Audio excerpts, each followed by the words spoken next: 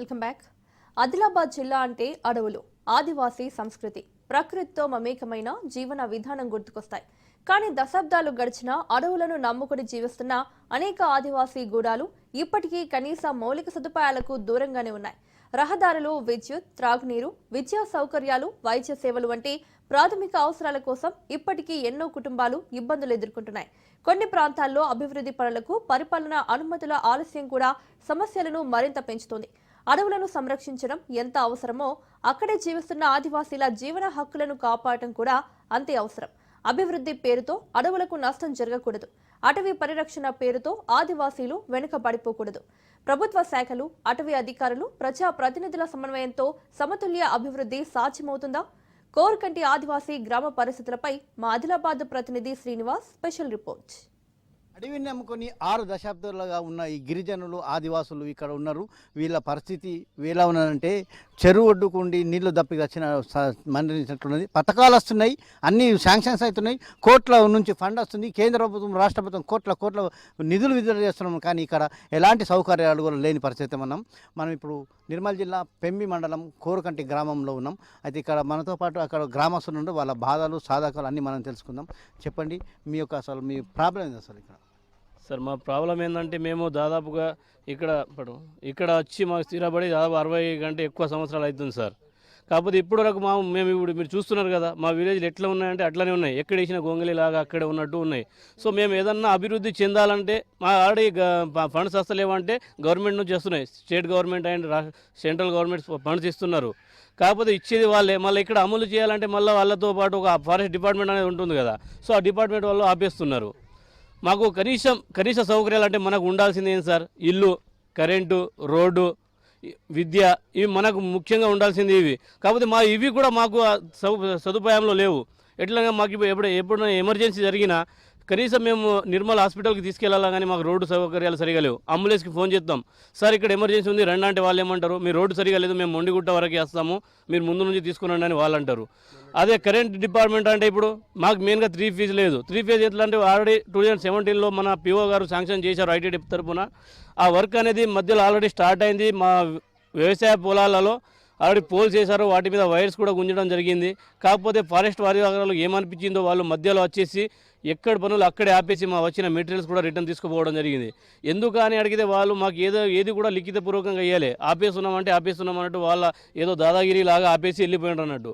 So మా సమస్యలు ఇట్లున్నాయి sir. మేము బతకాలంటే కనీసం మేము ఇంకో పంట పండించుకొని మా అప్పు అనేది తీర్చుకొని మేము ఆర్థికంగా ఎదుగుతామంటే వాళ్ళు వినకుండా ఇప్పటికీ మేము చాలా సంవత్సరాలుగా ట్రై చేస్తున్నాము. తిరగని ఆఫీసర్ లేడు, ఎక్కని మెట్లు లేవు సార్. ఎవరు మా మీద జాలి దయ అనేది కాదు, జాలి దయ అవసరం లేదు. వాళ్ళకు ఉన్న రూల్స్ ప్రకారంగా మాకు డెవలప్ చేస్తే మేము ఆర్థికంగా ఎదుగుతాం కదా. సో మేము ఉన్నది కూడా భారతదేశంలో మనకు స్వాతంత్రం వచ్చి 75 సంవత్సరాలు అయింది. ఇంకా మనం ఇట్లా చాలా వెనుకబడి ఉన్నామంటే దీనికంటే బ్రిటిష్ వాళ్ళ పరిపాలన నాకు బెటర్ అని అనిపించింది సార్. ఇప్పుడు మాకు 3 ఫేజ్ రావట్లేదు, మాకు రోడ్ లేవు అని మేము చెప్తున్నాం. కానీ మెయిన్ సమస్య ఏంటంటే ఇక్కడ అది మాకు కరెంట్ లేదని కాదు, సింగిల్ పేజ్ ఇచ్చారు.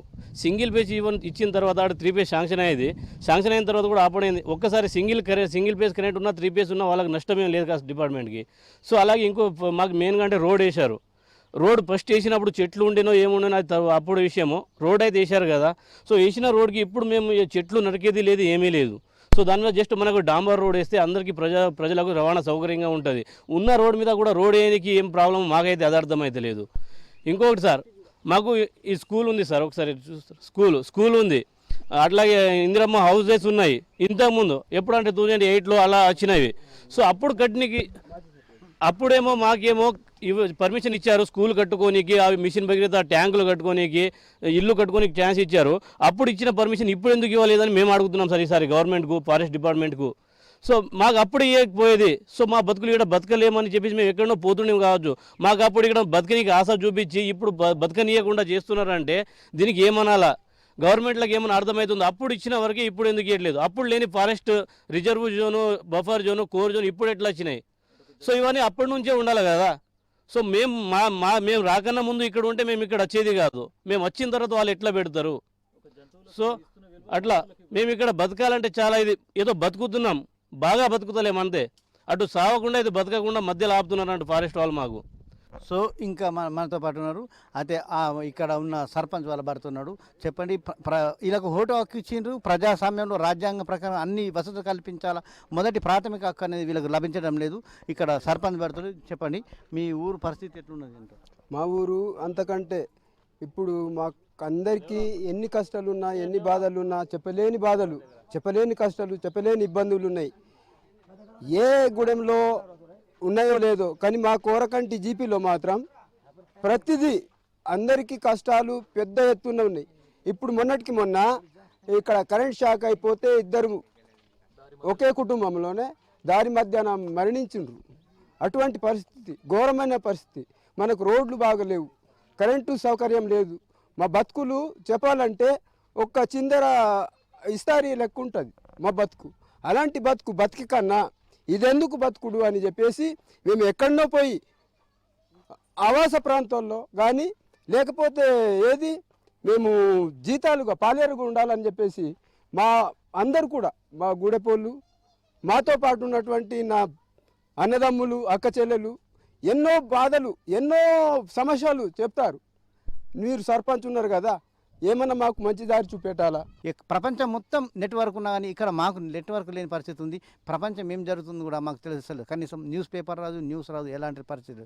ఇది మేము ఇట్లా అడవిలో ఉన్నాం, అడవిలో ఇట్లా జంతువుల కంటే హీనంగా ఉన్నామని చెప్పేసి మనతో గ్రామస్తులు చెప్పారు. ఇది ఇక్కడ ఉన్న ప్రత్యేక కథం Raj news. Cameraman Suresh Srinivas, Raj news, Korukanti గ్రామం నుండి.